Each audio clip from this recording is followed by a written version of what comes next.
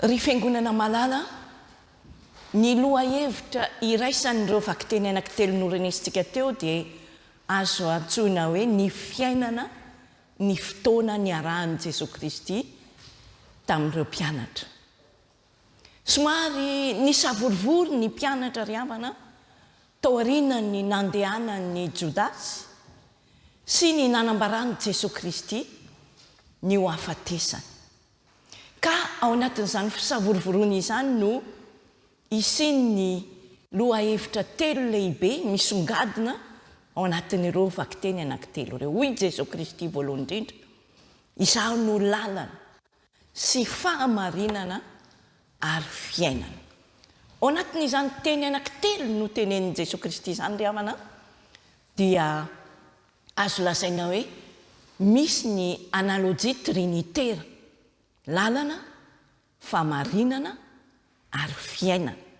Izany hoe raha tsy misy ny lalana dia tsy misy ny fahamarinana ary tsy misy koa ny fiainana. Izay ny maha-trilogie azy ireo.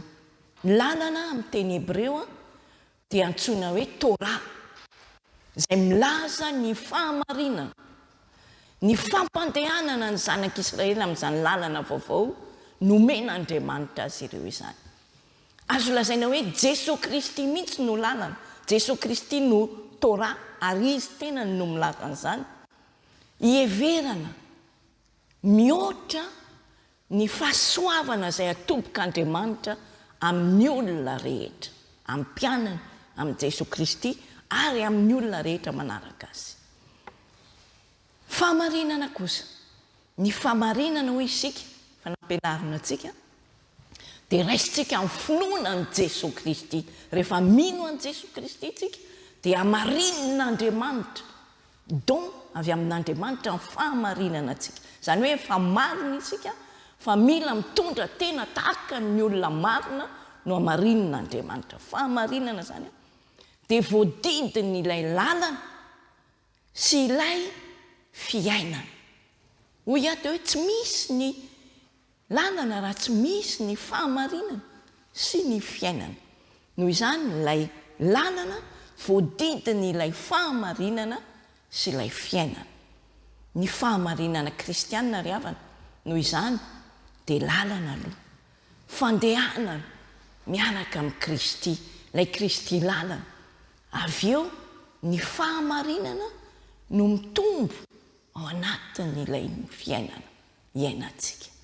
Noho izany izay no mahatonga n'ilay teny teo ary teterin'i Jesosy Kristy tsara, izaho no lalana, izaho no fahamarinana, izaho no fiainana. Tsy misaraka ireo ry havana. Rehefa manaraka mino an' Jesosy Kristy tsika, mandray ny fahamarinana avy amin'ny Tompo Andriamanitra, miaina ny fiainana avy amin'ny Tompo Andriamanitra ary mijoro ho fanjakam-pisorona. Izay no mahatonga antsika hoe fanjakam-pisorona. Mbola ampiany Jesosy Kristy, tsy misy mankany amin'ny ray afa-tsy amin'ny alalako. Ny ray izany dia tsy misy raha tsy eo ny zanaka. Ohatra antsika ihany eto an-tany, tsy misy ny zanaka teraka raha tsy misy ny ray. Ohatr'izany koa Jesosy Kristy, tsy misy ny ray raha tsy eo Jesosy Kristy. Jesosy Kristy izany no mitarika antsika ho any amin'ilay Andriamanitra ray, ilazana ny fifandraisan'ilay ray sy ilay zanaka izay maharitra mandrakizay. Tahaka izany koa tsika amin'ny zanakitsika, mifandray zanakitsika sy tsika ray aman-dreny. Raha hiainanao anatin'ny fotoana izany, satria ny loha hevitrintsika hoe miaina ao anatin'ny fotoana, raha hiainanao anatin'ny fotoana ny fahamarinana, ny fiainana, ny lalana, dia miaina ao anaty finoana ny zanak'olombelona. Miaina ao anatin'ny finoana.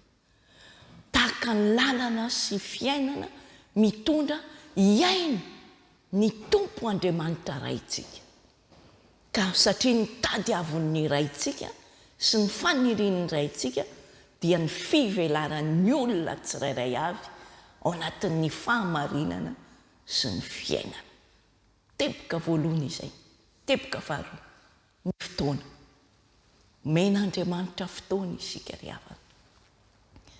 ary hoy Jesosy Kristy, andeha aho amboatra fitoerana ho anareo. Ny dikan'izany ry havana dia hoe ny teny hoe fitoerana ilazan'ny apôstôly Jaona ny finoana napetraka Andriamanitra ao anatintsika. Mitoera ty amiko, mitoera Jesosy Kristy. Ao amin'ny trano iray misy fitoerana maro. Tiany Jesosy Kristy lazaina amin'izany ry havana dia misy fomba maro azahoantsika, fomba samihafa iainantsika ny finoantsika. Fa raha andeha Jesosy Kristy anamboatra fitoerana ho antsika dia samy manana ny toerana itsika tsirairay avy. Arakaraka ny finoana ny ainantsika tetỳ an-tany. Zay le hoe misy toerana maro ao an-tranony iraiko. Arakaraka ny finoana. Mety hoe tsy hifankahita ny ray sy ny zanaka ny paradisa satria samy manana ny finoana ny ray sy ny zanaka. Tsy misy intsony mpivady, samy manana ny finoana ny mpivady.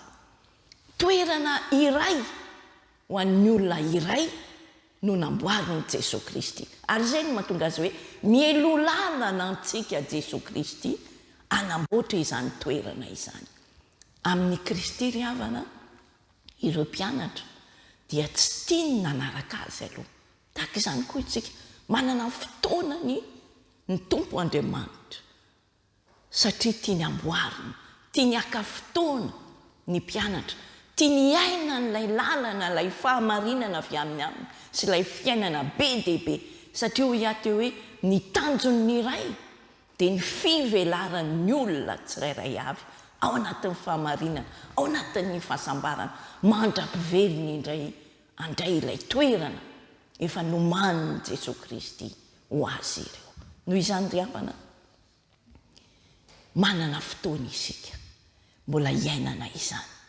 Ireo mpianatra manana fotoana ary noteneniny Jesosy Kristy ireo izay mino aho ny asa tokony ho ataony ary mbola anao asa mihoatra lehibe noho izay natoko izany hoe apetraka Jesosy Kristy ny misiona ho antsika tsirairay avy. Anatanterahantsika izany misiona izany no nanomezan'Andriamanitra fotoana ho antsika, fotoana ho an'ny mpianatra azahoany mitory ny vaovao mahafaly ny finoana, ny vaovao mahafaly ny fahasambarana, ny vaovao mahafaly ny fahamarinana iainan'ny olona tsirairay avy eto an-tany. Fa velona ny Tompo ry havana. Tahaka izany koa isika ankehitriny. Omeny ny fotoana isika. Isafidianantsika ny fiainana be dia be arotsaky ny Tompo Andriamanitra amintsika. Sady nanao fanekena tamintsika ny Tompo mba hizotra araka ny lalan'ny Tompo, velona isika. Andraisantsika izany fiainan'ny fahamarinana izany. Iainantsika izany fiainana be dehibe izany satria miandry anao Jesosy Kristy. Miandry anao ary manantena anao izy. Satria ny fahazavany no efa naposany teo aminao, mandram-pivelonao indray. Teboka fahatelo, ny asa ataoko no ataony. Ny tenin'ny Kristy sy ny asan'ny Kristy izany ry havana dia fampianarana. Isaky ny mampianatra Jesosy Kristy dia mampianatra amin'ny asa sy amin'ny teny. Ny fananantsika finoana ry havana dia fahavononana andray izany fanatrehan'ny Tompo Andriamanitra ao anatintsika izany. Andidona antsika mandrakariva ny teny sy ny asa, anaovantsika ny asan'ny Kristy ka. Ny finoana ny asa nataon'i Jesosy Kristy no manambara ny fiombonantsika ao amin'ilay ray Andriamanitra nandefan'i Jesosy Kristy izay lalana andehanantsika mankany amin'ny ray. Irahan'ny Tompo izany isika. Itory, ampianatra ny vaovao mahafaly eo amin'ny manodidina antsika. Tsika aloha dia mampianatra amin'ny manodidina antsika dia avy eo vao izao tontolo izao. Eo anivon'ny mpianabelona, eo anivon'ireo izay mbola tsy nandre izany Jesosy Kristy izany ary mbola misy izy ireo. Na ireo efa nandre efa manao mafisofina, na ireo efa mahalalaka nefa ny manao ambanin-javatra ny fahalalana ny Tompo. Noho izany ry havana, tiany Tompo Andriamanitra itsika anaroatra izao fotoana izao iainantsika ny fahasambarana ny fiainana mandrakizay ao anatin'ny fahafenoana na dia mandalo fitsapana maro ary isika. Habiter le temps. Voilà notre thème d'aujourd'hui. L'atmosphère était tendue au sein des disciples après le départ de Judas et surtout l'évocation de la mort de Jésus-Christ. Mais dans ce temps que Jésus-Christ avait dit, il y a 3 grands sous-thèmes qui surgissent dans le fait d'habiter notre temps et le temps au temps de Jésus-Christ. Je suis le chemin, la vérité et la vie, disait Jésus-Christ. Le chemin qui nous conduit au Père, qui conduit les apôtres au Père, c'est notre foi en Jésus-Christ. Jésus-Christ se définit lui-même comme le chemin, car le chemin, la vérité et la vie comprend une analogie trinitaire. Chacun des termes renvoie aux 2 autres. Ils sont interdépendants. Le chemin en hébreu est la Torah, qui évoque la vérité, la mise en route du peuple d'Israël vers ce Dieu qui l'ont donné la liberté. Lorsque Jésus-Christ dit « Je suis le chemin », c'est que Jésus-Christ est la Torah, pour dépasser l'antagonisme entre la loi et la grâce. C'est toujours une discussion entre la loi et la grâce. Et pour dépasser cet antagonisme, Jésus dit « Je suis la Torah, je suis la vérité, je suis le chemin. Nul ne vient au Père que par moi. » La vérité alors est encadrée par le chemin et la vie. La vérité chrétienne alors est un chemin, une marche, une mise en route vers ce Dieu éternel qui nous aime. Alors, Jésus-Christ est le chemin signifie aussi sa relation étroite, intime avec son Père. Et pour vivre sa foi comme chemin, une vie qui nous conduit à surtout entendre ce Dieu qui est Père, qui se soucie de ses enfants au quotidien, ce Dieu qui désire l'épanouissement de chacune et de chacun de ses enfants, ce Dieu qui nous attend par Jésus-Christ pour nous conduire dans la foi. Premier point. Deuxième point, le temps. Le kairos du Seigneur. Ce n'est pas le chronos de notre vie. Chronos, c'est le chronomètre. Notre vie, c'est toujours un chronomètre, une course. Mais le temps de Dieu, c'est le kairos, indéfini, indéterminé. Alors, dans ce temps que Jésus-Christ a œuvré, il nous dit « Je vais aller vous préparer une place ».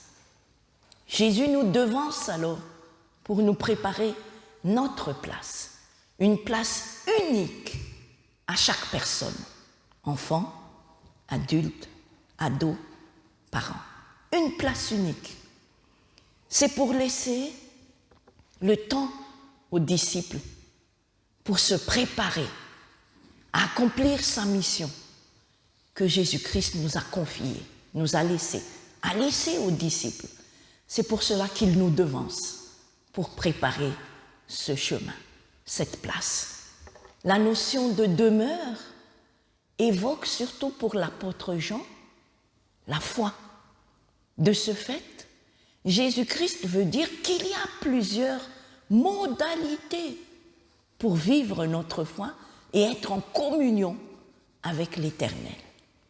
Chacune et chacun d'entre nous a une place unique selon la foi que nous avons vécue sur terre ici-bas.